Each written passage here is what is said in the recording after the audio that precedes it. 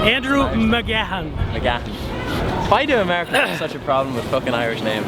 My wife's Irish. I shouldn't have a problem with You gotta just do an impersonation and just be like, Andrew McGahan. Chance. That's actually a good one there.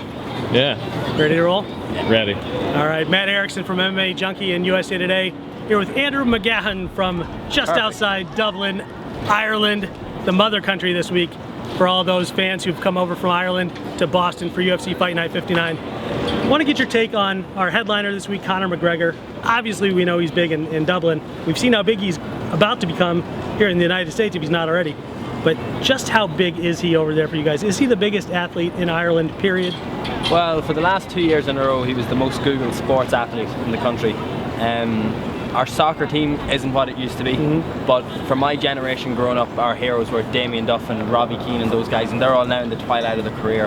Rugby is a very big sport in Ireland. Brian O'Driscoll, one of the best rugby players in history, retired last year as well, and Conor still beat all of these guys to be the most Googled athlete. There's a lot of people, like you hear Dana saying that the country shuts down. I don't particularly believe that. Well, no, technically it's true, because when Conor fights in the States, it's 3 o'clock in the morning in Ireland. Sure. So yes, the country is shut down technically. But Conor's fights are broadcast in Ireland on a thing that's called terrestrial television. You guys don't have it over here, but pretty much in Ireland, you plug your television in, you're given 6 channels. It's in 98% of all homes in Ireland. UFC Dublin was watched by 635,000 people live on television, and the tape delay figures for the Vegas fight were somewhere along 400,000 figures. That's 2 days after the fight is aired. The real telling figure is going to be this fight, because we're on the time difference on a Sunday night, it's going to be on Tuesday evening in Ireland. So then we're going to get the gauge. People may not know what the UFC or mixed martial art is, but they know who Conor McGregor is. Sure. And he's helping, I'm assuming, bring that UFC knowledge, that MMA knowledge to a whole new generation of fans over there. It's weird because someone asked him a question in the scrum yesterday, and I thought it was a little bit antagonizing. It's like, what's your message for the people that aren't going to stay up because they've got work the next morning? And Conor gave a really reasonable answer. He said something like, you can't change those people. Some people just don't like fighting, but there are people that love it and they'll follow it and they will stay up and they will do it. Now, introducing it as a whole, recently we had a senator yesterday in Ireland called for the UFC to be banned. She just said the UFC. She thought the sport was called UFC, but didn't know anything about it. Got a barrage of abuse on Twitter from Irish fans, and then retracted their statement within an hour of releasing it. Probably pretty smart of her, given what's going on this week with the #1 sports star, as we're finding out over there. Pretty much, because she was uninformed, admitted she was uninformed, and you know, there's the rumours of the stadium show in May with Croke Park. If that does come true, like, Ireland is a really backwards nation a lot of the times. There isn't 400,000 Gareth Brooks fans in Ireland, but he managed to sell 400 tickets to Croke Park last year for 5 nights in a row, and it didn't go ahead. People saying he'll never sell out a stadium. Irish people love a train, they love a bandwagon. Conor McGregor is going to be driving that train straight into Croke Park, and there will be 83,000 people behind him. And that's interesting you brought that up. That was that same week last year at UFC Dublin when that Garth Brooks controversy happened. Yeah. Everybody was talking about it. Everybody's also talking about Conor, and even that week before his big UFC Dublin fight, they were talking about him being able to sell out a stadium. Yeah, it's there and thereabouts. Croke Park is the 3rd biggest stadium in Europe. There's also another stadium in Ireland called the Aviva, and either would be a great venue. I think Croke Park is almost too big, in my opinion. But to have a screen, which is actually one of the biggest screens in Europe, it's the size of a tennis court, and as well whatever the UFC would add up themselves. Sure. My main issue is the weather in Ireland is completely unpredictable.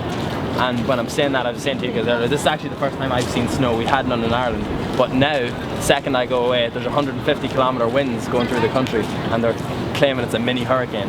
Well, Conor's been able to call all his shots so far. He's calling it again this week. You saying he can't call the weather and just predict that there's going to be good weather? I don't know, he's calling himself Mystic Mac. I think the UFC will take the utmost precautions in terms of that. Like, we had a fight up in Belfast recently, a boxing fight, Carl Frampton I think it was, and they had a temporary structure built around so that wind and rain couldn't get anywhere near the ring. I suppose the Irish fans are so passionate. You saw yourself how many Irish people have travelled over for this. 1,100 or 1,100 of the tickets for the Vegas fight were sold out of Dublin. There's a direct flight from Dublin to Boston. It's only 6 hours. I think there's going to be upwards of 3,000 Irish fans here this weekend. It's crazy. Have we seen the best of Conor McGregor yet, or are we about to find out now? That's a little bit, it's weird because 18 months ago, or no, nearly 24 months ago, so let's say 20 months ago, Dana White didn't know who Conor McGregor was. because he was in Trinity, and he was in Trinity receiving an award, and I was there, and I asked Dana a question about why to sign Conor McGregor, because it was rumoured he was booked to defend his title in a regional show, and then Dana barely really knew about Conor. Now, Conor's one win away from the biggest UFC event of all time.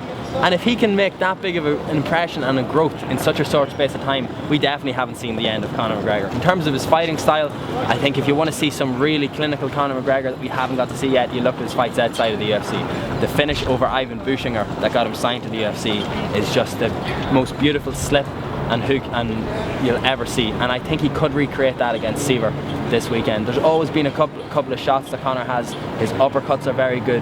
His kicks have improved dramatically with his capoeira. I don't know if you saw the sports science thing, that his kick is only 0.2 of a second slower than his jab. Pretty crazy. So I think Conor is going out now to make a statement, highlight.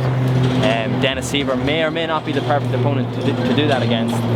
But if I was to predict something Conor would do, he'll probably stand like this and he'll ask Dennis to hit him one of those spinning back kicks that stop so many people, just to prove that it won't affect him. Well, from about 2 years ago, watching Conor McGregor on MMA Junkie for Cage Warriors, and now 2 years later, here he is, headlining a UFC show as one of the biggest stars of the sport, being compared to Muhammad Ali, by none other than Lorenzo Fertitta. But he was quick to dismiss that as well. Was he? Yeah. He kind of played that down, he didn't want to comment on it.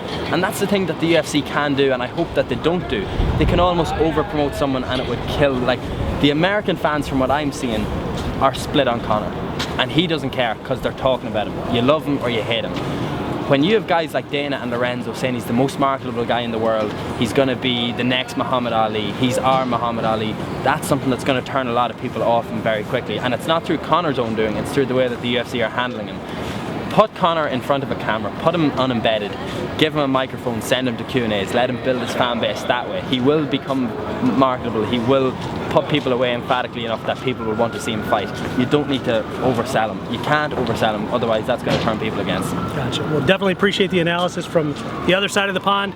Stay tuned, we have coverage all week on MMA Junkie and USA Today. UFC Fight Night 59 goes down Sunday from TD Garden here in Boston.